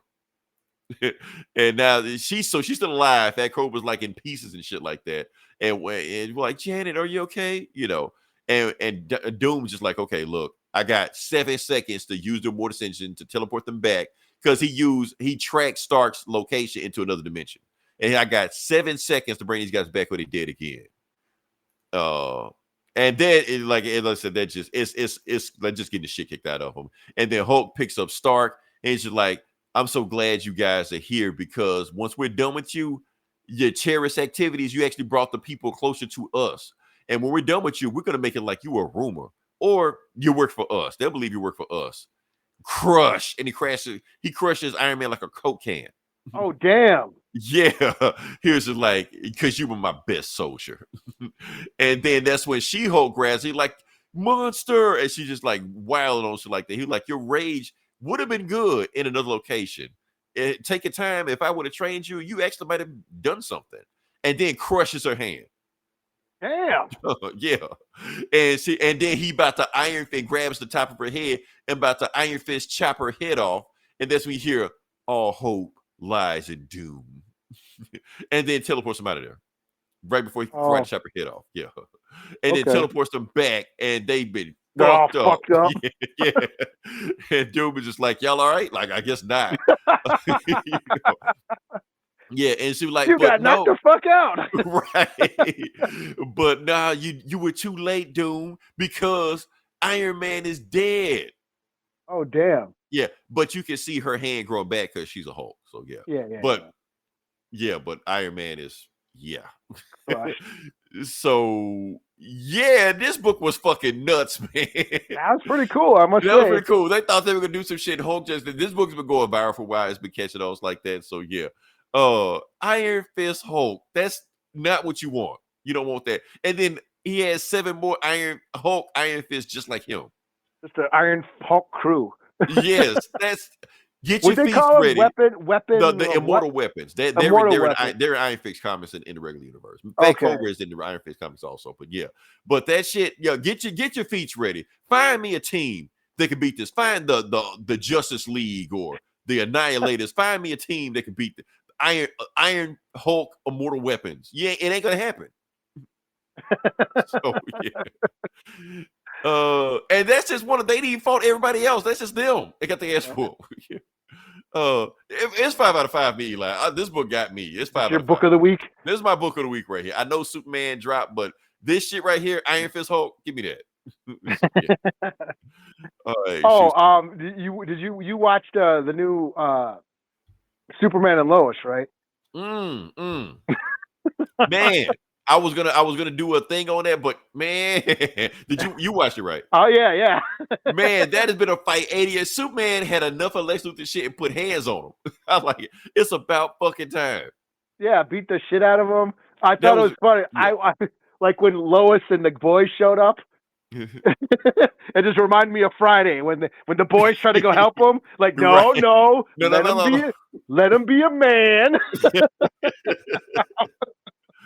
Oh man, really? She want to go because they want to get a kind of red sunlight. But yeah, I was just saying, like, no, let him handle this. So yeah. Oh man. Oh, I don't know if you caught it, but that's Brainiac building all those weapons for him. Okay, no, I didn't catch that one. Little throwaway line, but that's all. So yeah. But yeah, Luthor thought he's stronger than I thought. Like the motherfucker he was raised on a farm. Have you ever fought a farm boy before? Yeah. No, I wrestled them. Yes, I used to wrestle farmers. They're fucking oxes, man. Yes, you're not gonna whoop a farmer's ass. Even though they don't have superpower, you're not gonna whoop a farmer's ass. Yeah, they're all fucking muscle. I mean, hauling hay and shit all their lives. lifting hay bales their whole life. Right. You've been in trust fund meetings and shit like that. Yeah, you've been in prison for. I Yeah, just you've been got in off the prison for couch last and shit. Right. Yeah, Shit. my hood ass ain't just take out trash once a week. Right. Yeah. Motherfuckers wrestling pigs and shit. Like, no, Yeah. man, you're not beating them. Yeah. Luther dumb as hell for that. All right, but what you got next? Okay, my last book is Batgirl #1. This is that DC All In. Batgirl. I was just Yeah. I thought this was gonna be about Barbara. It's not. Cool. It's about a Sandra girl. Kane. Yeah, Cassie. Yeah. There we go. So The GOAT Batgirl. I don't care nobody yeah, say. yes, I was actually quite surprised. Mhm. So this has Batgirl meeting up with Lady Shiva, her mom. Yeah. Meets up with her in Gotham and like, yo, there's a ninja clan called the Unburied or whatever. They want to kill me and they want to kill you, and so you got to come with me so we can take care of this problem, or else they're gonna like kill you and your whole and this so-called family you've made here, everybody you love. They're gonna kill you. Family. Yeah, they're gonna kill you and the whole Bat family. So you gotta come with me. And she's like, "Fuck you, mom. You suck. You suck." They argue. You know, you continue. Yeah, the strenuous, turbulent relationship they've had, the mother-daughter relationship that they've had, isn't great. So there's conversations about that until a clan of ninjas show up, and they're called the Unburied or something. And so then the book is just them two fighting ninjas for the rest of the comic. You know, of course, talking along the way. You suck, About mom. that, yeah, you fuck suck, you. mom. Yeah. Come on, you're my daughter. I have to protect you. Fuck you, mom. Okay, ninja fight. Fight more ninjas, and then they escape. Fuck you, mom. Come on, you got to join me. Fuck you, mom. Then more ninjas. Kicking it. It's just them fighting ninjas. Mother and daughter fighting ninjas. The whole book. It's fucking cool. It's a lot of fun. I'm trying to figure out how this book snuck up onto me. I don't get that. Yeah, and then at the end, she's like, finally, she's like, you got to join me. Like, okay, mom, I'll join you. And that's to be continued. Yeah. She was still with the League of Assassins? Yeah. Okay. And this other, we don't know what this other ninja clan is. They do end up at her temple in Gotham. There's like a secret Shiva temple in Gotham. When they get there, it blows up and all the monks are dead. There's like one surviving monk. It's like, they're coming to get you, Barbara, or Cassie. And then he gets taken out with a bunch of arrows, like, and the ninjas show up again. There's another fight. It's just ninja fights. Right up my alley. So I had a lot of fun. I didn't expect this to be that fun. So this is 4 out of 5. I I was bored. I'll check out Batgirl. Damn, a Batgirl comic? That's awesome. Yeah, I've seen it all. Okay. Yeah, because I was like, what the fuck is Batgirl doing? Because I know, because Barbara is back to being kind of sort of Batgirl. I thought she retired again. In the Tom Taylor. I mean, she's still Oracle, but she did dress up a couple times with Dick in that Tom Taylor run. So that's why I was curious. I was like, well, they I think it's like, remember Batman Incorporated? I think they have a Batgirl Incorporated. Okay. Of course. Yeah, so it's like a bunch of Batgirls and shit. Yeah. Because like Spoiler will show up and shit too. So. Yeah. But this was just fun. This is like ninjas kicking ass and shit. Batgirl and her mom, Lady Shiva, kicking ninjas ass. Damn, you got me excited for this book, man. I can't believe I missed this. Yeah, I didn't think. Oh, that was a lot of fun. that was surprisingly fun. So yeah, I'll give it a 4 out of 5. Nice. Anything else we got or? No, I'm all booked out. I just read that Superman. Okay. Like I said, I'm booked out also. Like I said, if you listen this long, if you like, share, subscribe. If this longer than 30 seconds, you have helped the algorithm. Yeah, I have no idea what we're gonna talk about next week. We'll figure it out. Something will happen. Something always happens. We'll go through it. This show went a little. Movies? Is something coming out? I don't know. This show went a little bit longer than it normally does, though. But yeah. We had something to get out there. Okay, hold on. What we got here? Oh, this guy. Von for Life. Absolute Superman was fired. He's been here before. I recognize that name. Yeah. He's a regular Welcome now. back. You're a regular at this point. Yeah. Superman. Is this the guy who does the voice acting or something, or was that somebody else? That was somebody else. Yeah. But yeah, Absolute Superman was fired. I like it. I'm on board with the whole Absolute. Honestly, The Absolute Universe and the Ultimate Universe are beating the regular universe right now. Regular universe. Yeah, with the 616 and the Earth Zero and shit. Like, Really, yeah, really, you don't like Venom War? What the? right. Oh shit. So yeah, but like I said, we'll jump in with something else. So let's see what Von 4L got for it. You know what? I'm sorry, Von, because I kept calling you Vono, and then I looked at it as Von 4L, you know. Oh, he's in UK? Okay, we international.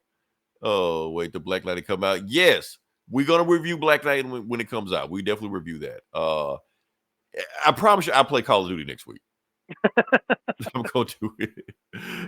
Until then, this is Leroy. This is Eli. We talk to you guys next week. Same bullet time, same bullet channel. Until then, die 1000.